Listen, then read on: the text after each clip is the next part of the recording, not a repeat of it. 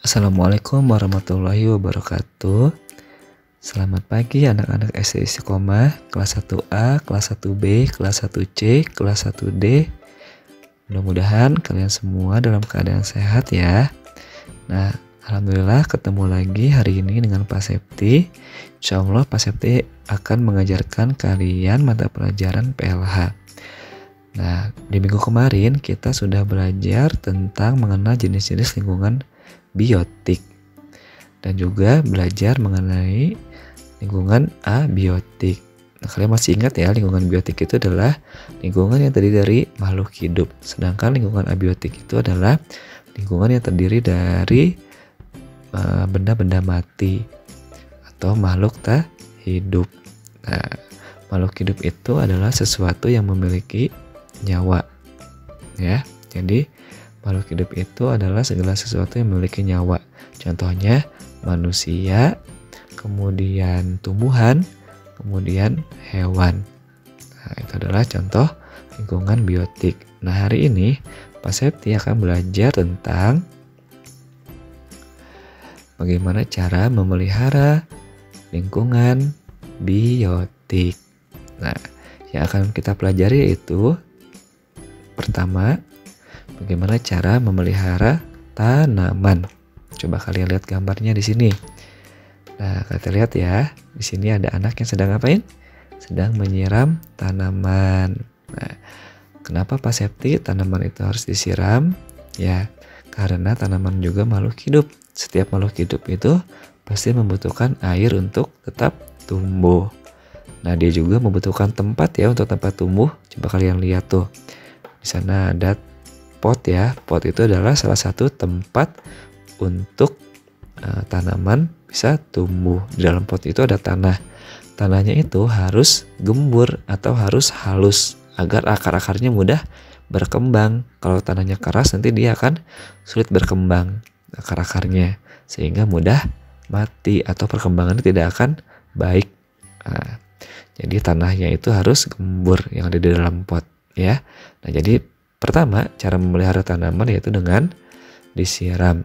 Selain disiram, tanaman pun perlu diberi pupuk. Nah, apa itu pupuk? Pupuk itu adalah sesuatu yang bisa menyuburkan tanaman. Nah, kenapa harus dipupuk? Nah, kalau tanaman yang subur, maka dia akan tumbuh dengan baik. Sama seperti kita ya. Kalau misalnya kita banyak memakan vitamin atau memakan makanan yang bergizi, insya Allah tubuh kita akan lebih mudah tumbuh.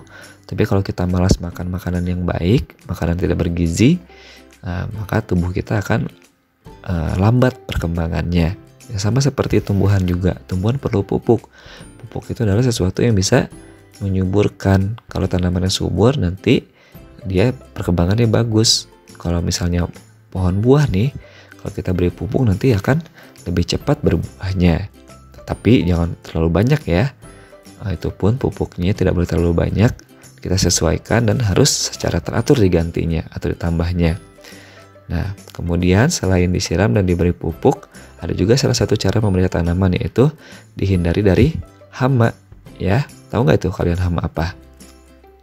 Nah, hama adalah segala sesuatu yang bisa mengganggu tanaman. Biasanya itu berupa makhluk hidup lagi, seperti contohnya hama di daun. Itu berupa apa? Berupa ulat ya. Kalau banyak ulat di daun, nanti ulat tersebut akan memakan daun sehingga habis daun dari dalam tanamannya. Kalau di dalam tanamannya habis daunnya, maka tanaman tersebut akan lebih mudah mati. Kemudian kita masuk ke bagaimana cara memelihara hewan. Coba kalian lihat gambarnya. Nah, di sana ada gambar anak yang sedang memberi makan hewan. Nah, salah satu cara untuk memelihara hewan yaitu dengan cara diberi makan dan minum secara teratur. Jangan terlalu sering, jangan terlalu banyak, tapi teratur ya. Pagi hari dan sore hari diberi makan hewannya. Ya, kalau misalnya kita beri makan hewan secara teratur, maka perkembangan hewannya pun akan baik. Nah, selain kita beri makan dan minum secara teratur, kita juga harus menyediakan kandang ya untuk tempat memeliharanya. Nah, tapi tidak semua hewan bisa dipelihara karena ada juga hewan yang tidak bisa dipelihara. Contohnya ya, singa, ular, kemudian harimau, itu adalah contoh hewan-hewan yang berbahaya untuk dipelihara karena suatu waktu bisa menyerang kita. Nah, mereka itu bagusnya tinggal di hutan ya, tempatnya itu di alam bebas di hutan. Nah, tapi banyak juga binatang yang bisa kita pelihara ya. Ada kucing, ada ayam, ada kelinci, ada sapi ya, ada kambing. Wah, banyak deh. Pokoknya hewan-hewan yang bisa kita pelihara. Nah, kalau misalnya kita pengen melihara hewan, harus dengan niat yang bagus. Kita harus siap untuk memberi makannya setiap hari. Kemudian kita juga harus siap menyediakan kandangnya untuk mereka ya. Nah, kita lanjut lagi materinya. Nah, bagaimana sih cara memanfaatkan lingkungan biotik? Pertama, kita akan belajar tentang bagaimana cara memanfaatkan tumbuhan. Nah, tumbuhan itu berfungsi untuk apa atau apa manfaatnya untuk manusia? Pertama, tumbuhan itu bisa berfungsi sebagai sumber makanan bagi manusia. Nah, contohnya nih, ada tanaman padi. Nah, padi itu bisa menghasilkan beras ya. Nah, berasnya itu bisa kita masak, kemudian bisa jadi nasi deh ya untuk kita makan sehari-hari. Kemudian selain sumber makanan, tumbuhan juga bisa dimanfaatkan keindahannya. Contohnya tanaman apa?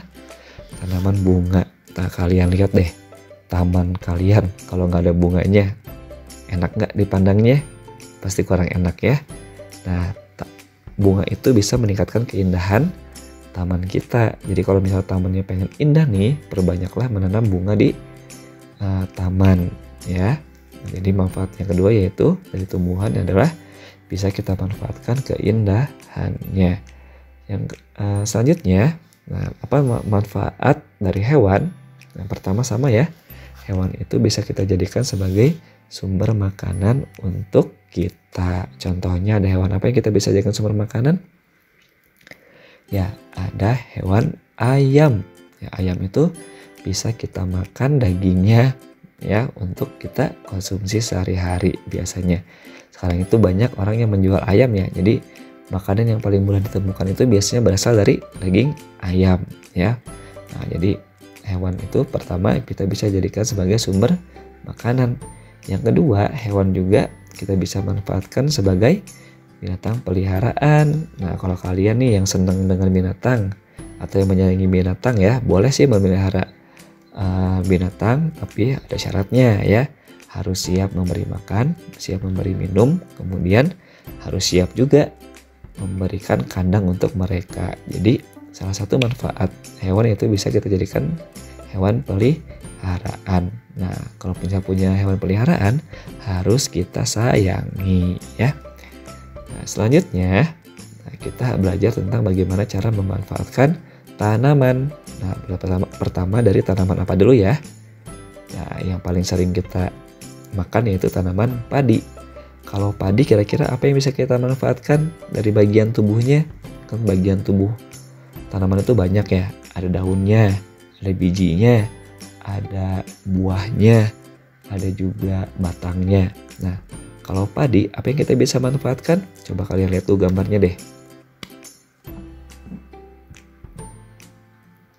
Nah, padi itu bisa kita manfaatkan bijinya ya. Biji padi itu akan menghasilkan beras ya. Bukan beras tuh deh, menghasilkan gabah. Gabah itu nanti akan menghasilkan beras. Dari beras itu nanti kalau kita masak bisa jadi nasi. Nah, nasi itu adalah makanan pokok kita sehari-hari ya. Jadi kita bisa manfaatkan bijinya sebagai sumber makanan utama kita ya. Tanaman padi. Nah, kalau tanaman mangga, maaf ya tulisannya agak sedikit kurang di G-nya. Jadi mangga ya, harusnya pohon mangga. Kalau pohon mangga kita bisa manfaatkan apanya ya? Coba kita lihat. Nah, kita bisa manfaatkan buahnya. Buahnya itu kita bisa makan ya, kita bisa konsumsi. Biasanya ada yang manis, ada juga yang agak asam ya. Nah, tapi sama manfaatnya yaitu sebagai sumber vitamin untuk tubuh kita. Kemudian cara pemanfaatan pohon kangkung. Kalau pohon kangkung itu bisa kita ambil apanya? Nah, bisa kita ambil daunnya. Daunnya itu bisa kita manfaatkan sebagai sumber sayur mayur kita di rumah ya. Nah, kangkung itu memiliki banyak manfaat ya. Dia juga termasuk makanan yang bergizi. Jadi kalian harus suka sama kangkung ya. Nah, kemudian ada pohon bunga. Kalau pohon bunga itu udah jelas ya apa yang harus kita manfaatkannya. Ya bunganya ya untuk keindahan. Nah, sekarang kita masuk ke bagaimana pemanfaatan hewan.